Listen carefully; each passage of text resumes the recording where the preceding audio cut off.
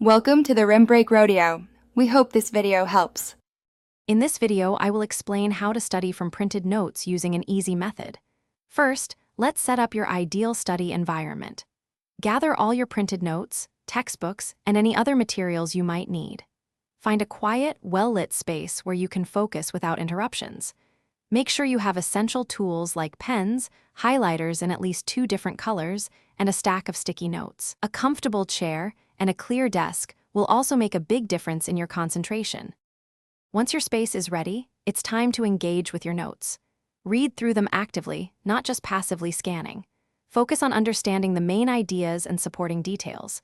Use highlighters to mark key terms and important sentences, perhaps one color for definitions and another for examples.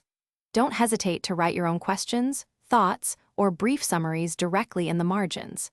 This interaction helps you process the information more deeply. Now, let's consolidate what you've learned.